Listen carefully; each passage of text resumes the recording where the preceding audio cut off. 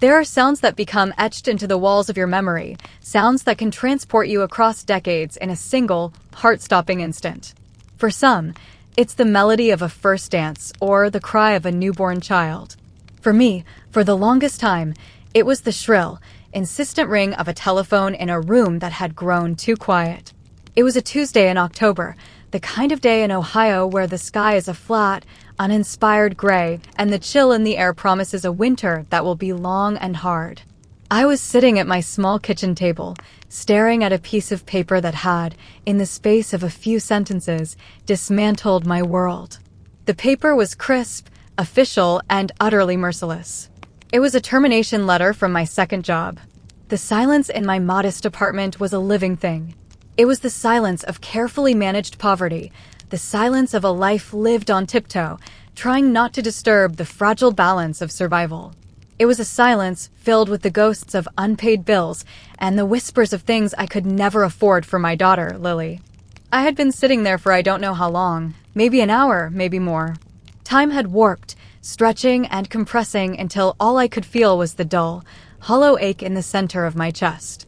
The world outside my window, the rumble of a distant truck, the laughter of children walking home from school, it all seemed to be happening in another universe. My universe had shrunk to the size of that table, that letter, and the suffocating realization that I had failed. Then the telephone rang. It was a jarring, violent intrusion. I flinched, my whole body tensing as if I'd been struck. My first thought was that it was another creditor, another polite but firm voice demanding something I didn't have. I let it ring. Once. Twice. On the third ring, a knot of pure dread tightened in my stomach. No one ever called at this hour unless it was an emergency. The landline was for emergencies. My hand, which felt like it belonged to someone else, trembled as I reached for the receiver. Hello. My voice was a dry rasp, a stranger's voice. Is this Helen Anderson? The woman on the other end was brisk, professional. There was an edge of impatience in her tone that immediately put me on the defensive. Yes, this is she. This is Mrs. Gable from Northwood Elementary. I'm calling about your daughter, Lily. My heart didn't just drop, it plummeted. 1,000 terrible scenarios flashed through my mind. Had she fallen on the playground? Was she sick? Had something unspeakable happened? Lily? Is she all right? What's wrong? The words tumbled out, frantic and breathless. There was a brief, telling pause on the other end. Mrs. Anderson, your daughter is fine. But school was dismissed 3 hours ago. She hasn't been picked up. 3 hours. The words hung in the air between us, heavy and accusatory. I looked at the clock on the wall. It was nearly 6 o'clock. The sun had already begun to surrender to the evening, casting long, sorrowful shadows across my floor. 3 hours. Lily, my sweet, sensitive Lily, had been waiting for 3 hours. The image of her sitting on a bench, her little legs dangling, her backpack clutched in her lap, watching other children run into the arms of their parents, shattered something deep inside me. The shame was a physical force, a hot wave that washed over me, making my skin prickle and my eyes burn. Mrs. Anderson? Are you there? Mrs. Gable's voice sharpened. We can't keep staff here indefinitely. You need to come and get your daughter. I opened my mouth to say, I'm on my way. It was the only acceptable response. It was what any good mother would say. But the words wouldn't come. My throat closed around them, choked by the sheer magnitude of my failure. I was paralyzed, pinned to my chair not just by the news of losing my job, but by the sudden, crushing weight of every sacrifice, every long night, every missed moment that had led to this. I was a ship taking on water, and this call, this simple, logistical problem, was the rogue wave that was finally pulling me under. All the strength I had manufactured for years, all the resilience I had prided myself on, it all evaporated in that one horrifying moment. I stared at the termination letter on the table. The words budgetary restructuring and position eliminated swam before my eyes. This job, my evening job cleaning at the local library, was the one that kept us from falling off the cliff. It was the quiet, predictable hours after my frantic daytime shift at the diner. It was the job that paid for Lily's winter coat and the extra milk. And it was gone. Just like that. In that moment, the future wasn't just uncertain. It was a black, terrifying void. And in the face of that void, the simple act of standing up, of putting one foot in front of the other to go and get my child, felt like an impossible, monumental task. The shame was so profound, so absolute, it felt like a physical illness. How could I face her? How could I look into her trusting eyes when I had let her down so completely? Mrs. Anderson? The voice on the phone was insistent now, bordering on angry. I need an answer. And through the fog of my despair, through the thick, suffocating blanket of failure, I finally found my voice. It was small, broken, and barely a whisper. I said, "Please, just give me a moment. Tell her I'm sorry. Tell her Mama is so sorry." There was a long silence on the other end of the line. I expected a lecture, a threat to call social services, a final, damning judgment on my fitness as a parent. But instead, after what felt like an eternity, Mrs. Gable's voice returned, and all the sharpness was gone. It was softer now, tinged with something that sounded almost like understanding. "All right, Helen," she said, using my first name for the very first time. "We'll wait. Just come as soon as you can. She's safe here with me." She hung up, and the silence that returned to the apartment was different. It was no longer empty.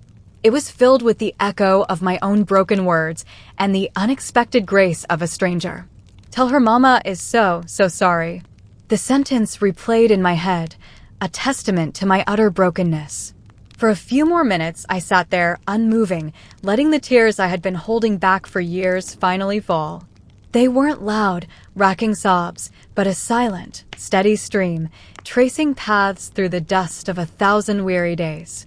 They were tears for my lost job, tears for my lost husband, tears for the youth I never really had, but most of all, they were tears for my little girl, waiting for a mother who had momentarily lost her way. Slowly, painstakingly, I pushed my chair back. The sound scraped against the linoleum, a harsh, grating noise that seemed to mirror the effort it took. I stood up on legs that felt unsteady, as if I were learning to walk all over again. I looked around the small apartment, at the worn-out sofa, the framed picture of Lily with her toothless grin, the single, pathetic potato sitting on the counter for a dinner I no longer had the heart to make. This was the kingdom I had fought so hard to protect, and I had nearly abdicated my throne. But the thought of Lily, her patience, her unwavering belief in me, was a tiny, flickering candle in the vast darkness of my despair. It was enough. It had to be enough. I grabbed my thin coat, the keys that felt heavy as lead in my hand, and walked out the door, into the cold evening air, to go and reclaim the only part of my world that truly mattered. The journey to the school felt like a pilgrimage, a slow, painful walk of atonement for the 3 hours I had lost and the lifetime of love I was terrified I had broken. The walk to Northwood Elementary was just over a mile, a distance I had covered thousands of times. On good days, with Lily's hand in mine, it was a journey of discovery, a time for her to point out interesting rocks, caterpillars, and the shapes of clouds. On rushed mornings, it was a frantic, breathless race against the clock. But tonight, it was a walk through the landscape of my own life, every step weighed down by memory and regret. The evening was cold, the kind of damp Ohio cold that seeps right into your bones, and I hadn't had the presence of mind to grab a scarf. I hugged my thin coat tighter, the frayed will a poor defense against the biting wind. Each familiar landmark I passed seemed to mock me with a memory of a happier, or at least a more hopeful time. There was Miller's Park, its swings creaking mournfully in the wind. I could almost see Robert, my late husband, pushing a much younger Lily on those very swings, his laughter echoing in the space where only the wind now howled. He had a laugh that could fill a whole park. It was the first thing I fell in love with. We had so many dreams then, all of them centered around this tiny, perfect child we had created. We were going to buy a little house with a yard, he'd say. A yard with a dog and a tire swing. His job at the steel mill was steady, and my part-time work at the diner was just for extra, for fun money. Life was simple, and it was good. Then came the accident. A malfunction, a moment of inattention, a cascade of events that ended with me a widow at 28 and Lily a fatherless child at 3. The dreams of a house and a yard dissolved overnight, replaced by the stark, brutal reality of survival. The steel mill provided a small settlement, but it was a pittance, an insult to the value of a man's life, and it was eaten up so quickly by the funeral, the debts, the sheer cost of continuing to exist. Robert's laughter was replaced by the oppressive silence of our now empty apartment. And my part-time diner job became my full-time lifeline, the beginning of a relentless cycle of exhaustion.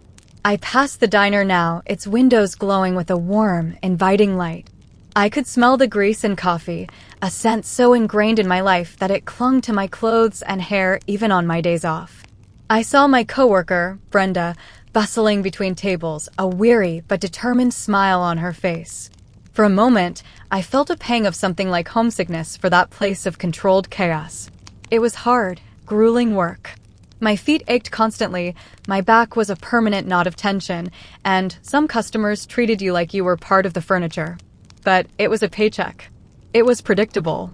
It was one of the two pillars holding up my fragile world. The other pillar had been the library. After my shift at the diner ended at 2, I'd have just enough time to pick up Lily, help her with her homework, make a simple dinner, and then head out again at 7 for my cleaning shift.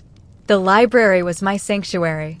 While the diner was loud and messy, the library was a place of profound peace.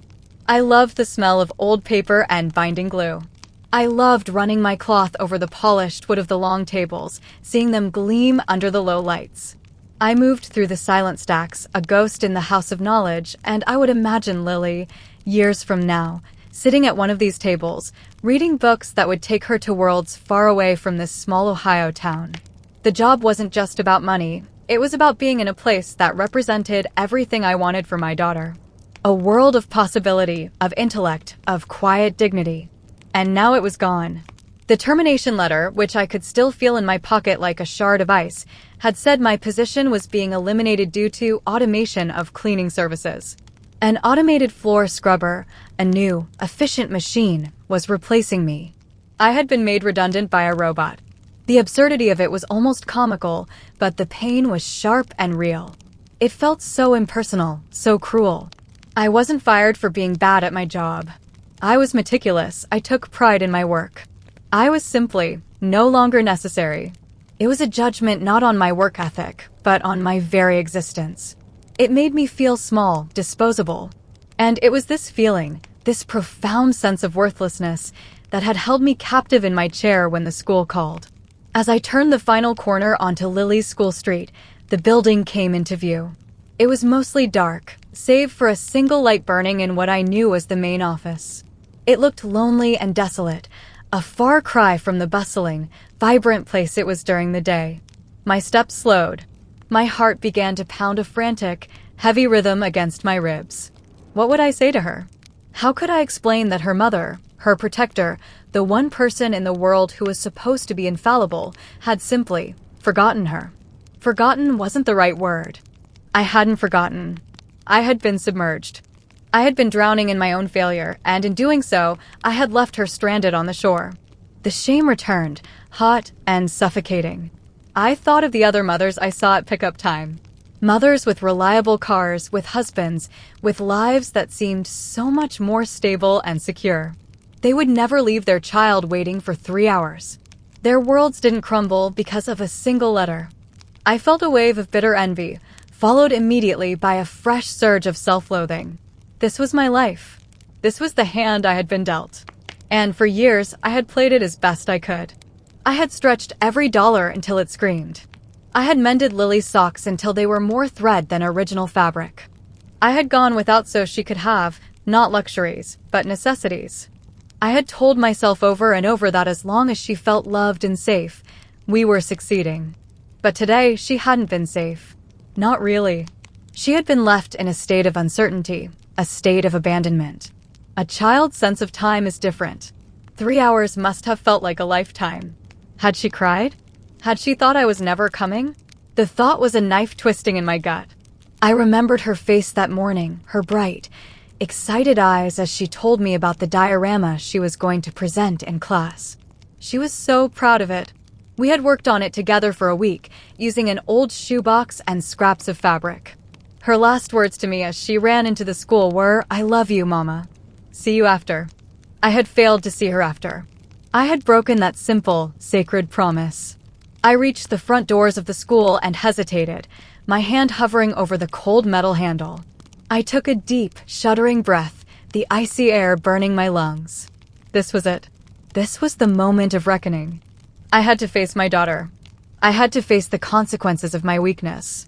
I closed my eyes for a second, picturing Robert's smiling face, and I whispered into the cold night air, "I'm so sorry, Robert. I'm trying. I'm trying so hard." Then, with a resolve born of pure, desperate love, I pushed the door open and stepped inside, into the heavy silence of the empty school, ready to face whatever awaited me on the other side. The main hallway of Northwood Elementary was unnaturally quiet. The acoustic tiles in the ceiling seemed to absorb all sound, and the echo of my own footsteps on the polished floor was loud and lonely. The colorful artwork taped to the walls, bright, cheerful explosions of childhood creativity, seemed to belong to a different world, a world of noise and laughter that had long since departed for the day. My eyes were drawn to a display case full of trophies and plaques, a testament to years of spelling bees, sports championships, and academic achievements. It all felt so normal, so wholesome, and it made my own disheveled state, my inner turmoil, feel all the more alien and wrong. I followed the single stream of light toward the main office. The door was ajar, and as I drew closer, I started to hear a soft, gentle murmur. It wasn't the sound of a child crying, which is what I had been bracing myself for. It was the low, calm tone of an adult speaking, followed by the faint, rustling sound of paper. My hand was shaking as I pushed the door open the rest of the way. The scene inside was not what I had imagined. Mrs. Gable, the woman from the phone, a stern-looking woman in her late 50s with sharp, intelligent eyes behind her glasses, was sitting behind her desk. The lamp on her desk cast a warm, golden circle of light, creating an island of tranquility in the otherwise dim room. And in a chair beside the desk, her small legs not quite reaching the floor, sat Lily. She wasn't crying. Her face wasn't tear-streaked or panicked. She was bent over a piece of paper, a crayon held tightly in her hand, her brow furrowed in concentration. Her red coat was draped over the back of the chair, and her backpack was on the floor beside her. She was so engrossed in her drawing that she didn't even notice me at first. My heart, which had been a block of ice in my chest, began to thaw, just a little. Mrs. Gable looked up as I entered, and her expression was unreadable. There was no anger, no judgment, just a quiet, weary appraisal. She put a finger to her lips, then gestured for me to come closer. I moved silently into the room, my eyes fixed on my daughter. On the paper, Lily was drawing a picture of a house. It was a simple, childlike drawing with a square base and a triangle roof, a curling plume of smoke rising from the chimney. And in the doorway, she was drawing two figures, one tall, one small, holding hands. "Mama?" Lily's voice was soft, and when she looked up, her eyes were wide and full of concern, not accusation. She dropped the crayon and slid off the chair, rushing toward me. She wrapped her small arms around my legs, burying her face in my coat. I sank to my knees, ignoring the protest of my aching joints, and hugged her back with a force that was born of pure, unadulterated relief. I held her tight, breathing in the familiar scent of her hair, a mix of playground dust, chalk, and that sweet, innocent smell that was uniquely Lily. "Oh, baby, I am so sorry," I whispered into her hair, my voice thick with emotion. "I am so sorry I was late." She pulled back just enough to look at me, her little hands cupping my face. Her gaze was so serious, so perceptive. "It's okay, Mama," she said, her voice barely a whisper. Mrs. Gable gave me paper, and she had a granola bar in her desk. "Did you have a bad day?" "A bad day." The simple, profound innocence of that question broke through the last of my defenses. All my complex, adult fears, unemployment, poverty, the crushing weight of responsibility, she had distilled it all down to that one simple, empathetic phrase. "A bad day." I couldn't stop the tears that welled up in my eyes and spilled down my cheeks. But these were not the tears of despair I had shed in the apartment. These were tears of gratitude, of love so immense it felt like it could physically heal me. I nodded, unable to speak. I just nodded and pulled her close again. Mrs. Gable cleared her throat softly. I looked up at her, my face wet with tears, feeling exposed and fragile. She offered me a small, sad smile. "Kids are more resilient than we give them credit for," she said quietly, "and more observant." She began to tidy the papers on her desk, giving us a moment. I had a few days like that myself when my boys were this age. Single mother, 2 jobs. Felt like I was running a race I could never win. Her words were a gift. In that short, simple confession, she had closed the distance between us, transforming from an authority figure into an ally. She saw me. She wasn't just seeing a negligent mother, she was seeing a woman struggling to hold it all together. "Thank you," I managed to say, my voice hoarse. "Thank you for staying. For being so kind to her." "She's a wonderful girl, Helen," Mrs. Gable replied, zipping up her own handbag. "A real treasure. Now you two get on home. It's late, and you both look like you could use a good night's rest." I helped Lily into her coat, my hands still trembling slightly, and she slipped her small, warm hand into mine. As we walked out of the office, Lily turned back. "Thank you, Mrs. Gable. Good night."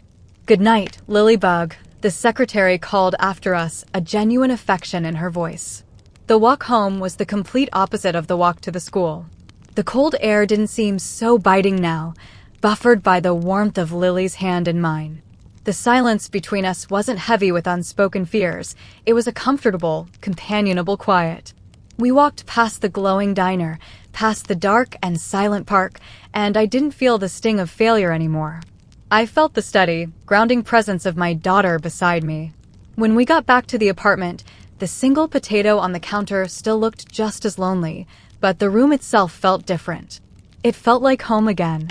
I didn't have the energy to cook a proper meal, so I boiled some water and made us both toast and hot chocolate, a treat usually reserved for special occasions. We sat together at the small kitchen table, the same table where my world had fallen apart just a few hours earlier. Lily, dunking her toast into her mug, looked at me with those old soul eyes of hers. "Mama," she said, "if you have another bad day, you can tell me. I can help." "Oh, sweetheart," I said, my heart swelling. "How can you help?" She thought for a moment, her expression serious. "I can be extra quiet. And I can give you lots of hugs. Hugs make things better." I reached across the table and squeezed her hand. "Yes, they do," I said. "Hugs make everything better." I didn't tell her about the job. I didn't want to burden her with my worries. Not tonight. Tonight was about reconnecting, about reinforcing the foundation of our little family of 2. As I tucked her into bed later, she held up the drawing she had made in the principal's office. The house with the 2 figures in the doorway. "That's us," she said sleepily. "We're always together." "Always," I whispered, kissing her forehead. After she was asleep, I went back into the living room. I took the termination letter out of my pocket. I looked at it for a long time, not with the paralyzing despair from before, but with a new, cold clarity. It was just a piece of paper. It had power, yes. It had changed my circumstances drastically. But it did not define me. It did not have the power to break the bond one had with my daughter. Today had been one of the worst days of my life. I had hit a bottom I didn't even know existed. But in that dark place, I had been reminded of what truly mattered. I hadn't been replaced by a machine. My most important job, the one that truly defined me, was one no machine could ever do. It was the job of being Lily's mother. And it was a job I could not, ever fail at again. The road ahead was going to be incredibly difficult. I had to find another job, and quickly. The fear was still there, a low hum beneath the surface. But it was no longer a paralyzing roar. It was a challenge. And as I folded the letter and put it away, I felt a flicker of something I hadn't felt all day, determination. Tomorrow, I would wake up and I would fight. For her. For us. For the little house with the 2 figures in the doorway, always together.